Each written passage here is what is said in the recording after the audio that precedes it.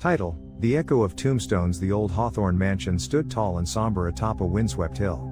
Its stone walls, covered in ivy and moss, seemed to whisper forgotten secrets, echoes of a turbulent past.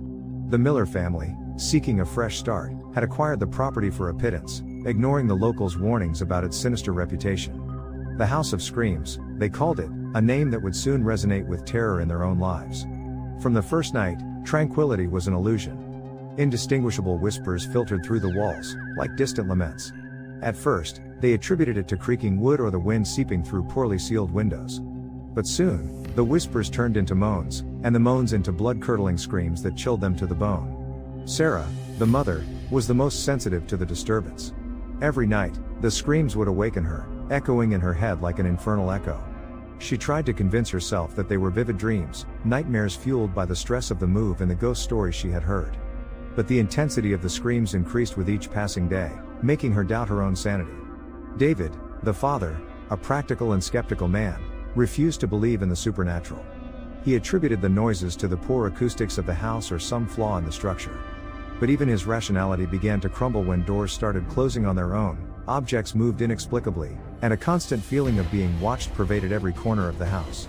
The children, Emily and Tom, were the most terrified. Emily, the eldest, locked herself in her room, praying for the night to end soon. Tom, the little one, had recurring nightmares with shadowy figures calling him from the darkness, whispering, "They will never let us escape." One night, Sarah woke up startled by a particularly horrendous scream.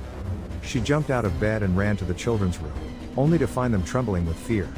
"Mom, you heard it, didn't you?" Emily sobbed. "It's right here, in the wall." Sarah approached the wall and pressed her ear to it. At first, she only heard the oppressive silence of the night. But then, a faint whisper began to filter through, gradually turning into an agonizing lament. The sound seemed to come from the wall itself, as if it were alive and suffering. David, alerted by the screams, burst into the room. Upon hearing the lament, his face paled. For the first time, fear gripped him, a visceral fear that told him they were in danger. They decided to investigate. For days, they explored every corner of the house, searching for the origin of the screams. They checked the dusty attic, the damp basement, and the hollow walls, but found nothing. The house seemed to guard an inscrutable secret. One day, while examining the backyard, they found a tombstone covered in weeds. Upon cleaning it, they discovered a name engraved on the stone: Elias Hawthorne, the former owner of the mansion. The date of death was unusually old, dating back more than a century. Intrigued, they researched the history of Elias Hawthorne. They discovered that he had been a cruel and ruthless man, known for his tyranny and his obsession with accumulating wealth. It was rumored that he had murdered several of his workers and enslaved their families. Legend had it that Elias had built the mansion on an ancient indigenous cemetery, desecrating the sacred land and awakening the wrath of ancestral spirits. It was said that the souls of his victims and the desecrated spirits were trapped in the house, condemned to repeat their last moments of suffering for eternity. Suddenly, everything clicked into place. The screams were the laments of tortured souls, trapped in the walls of the house, seeking revenge. The Miller family had become the new victims of the Hawthorne curse.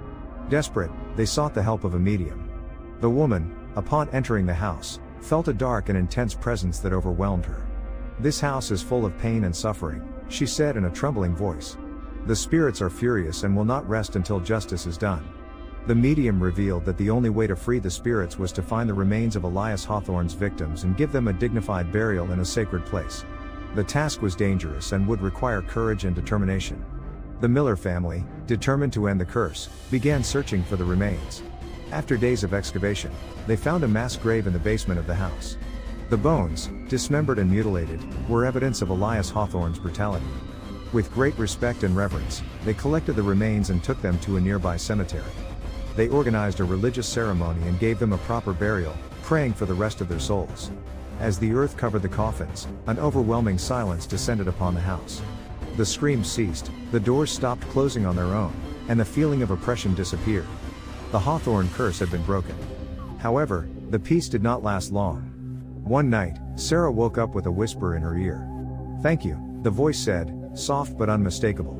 "But they will never let us escape completely." Sarah sat up in bed, trembling with fear.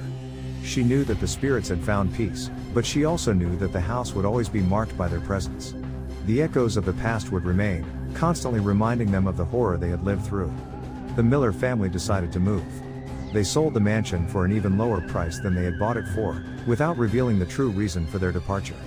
They knew that the House of Screams would continue to wait for its next victim, perpetuating the cycle of terror and suffering. As they drove away from the mansion, Sarah looked out the window. In the darkness of the night, she saw a shadowy figure standing in the attic window. It was Elias Hawthorne, watching them with a malevolent smile. The curse, although mitigated, would never completely disappear. There would always be an echo of the tombstones, a constant reminder that some places are cursed forever.